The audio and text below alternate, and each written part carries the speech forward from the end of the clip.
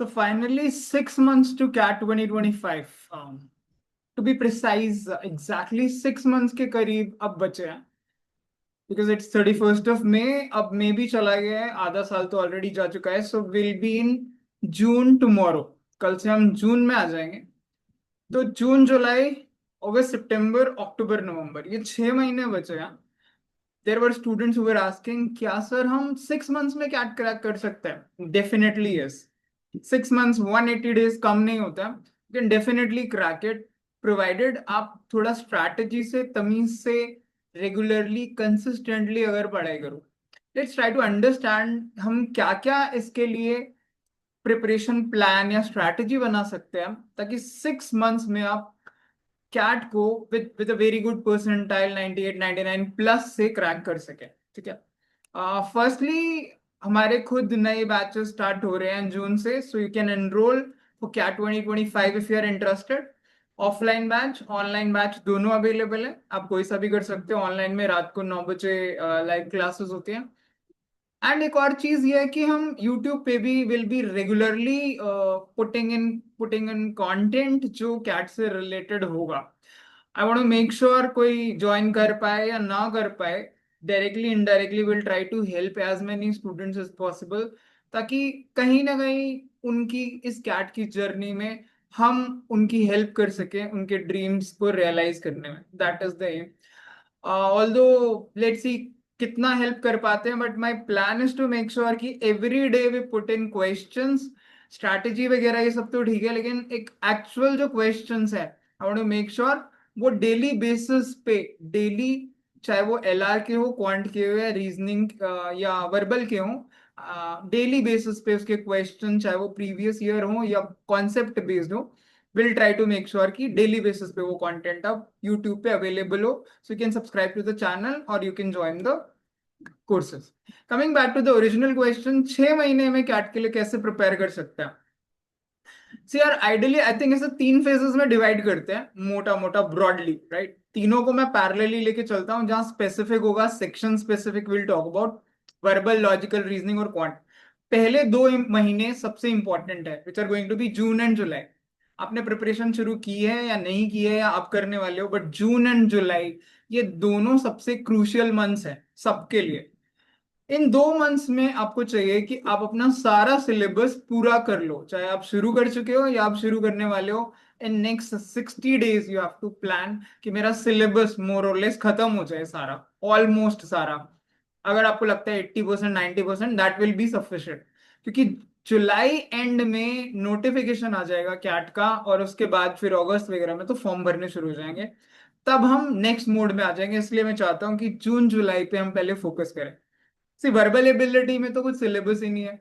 तो पहले 2 महीने के लिए आप रीडिंग पे फोकस करिए, RCs करिए डेली। ठीक है, 2 to 3 RCs करिए। And reading should be your, like, it should be your forte. You should focus 45 minutes to 60 minutes every day on reading. अभी आप 2 महीने के लिए तो नॉवेल्स भी पढ़ सकते हो, एडिटोरियल्स पढ़ सकते हो द हिंदू वगैरह के। इंडियन एक्सप्रेस थोड़ा इजी है, the Hindu you can go for. Aon है, गार्डियन है, इकोनॉमिस्ट है, इन सब के आप रेगुलरली आर्टिकल्स पढ़िए।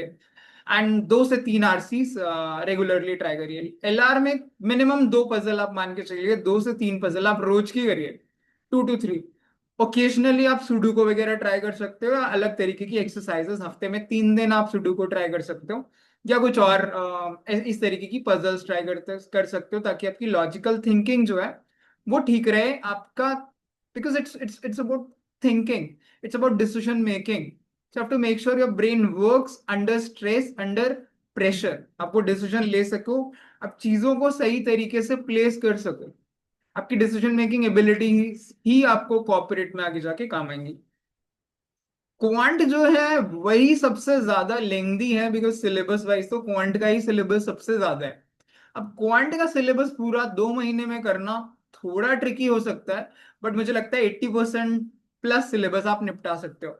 आप अर्थमेटिक पे सबसे पहले फोकस करिए, क्योंकि arithmetic almost 40 to 50% of part of the paper है। सेकेंड है ज्योमेट्री। अब ज्योमेट्री पे फोकस करिए। अगर आपने ज्योमेट्री और अर्थमेटिक निपटा लिया, इसका मतलब है आप कम से कम 13-14 क्वेश्चन आउट ऑफ 22 आप आराम से कर लोगे। ठीक है।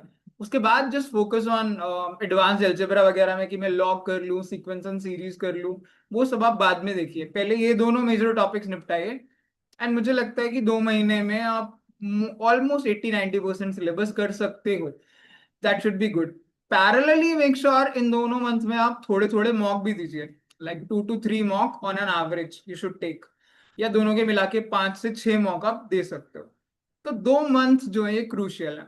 जैसे ही आपके पास नोटिफिकेशन आता है या जुलाई खत्म होता है, once we enter August, then I would say August and September let's divided into two, again 2 months का एक स्ट्रेच।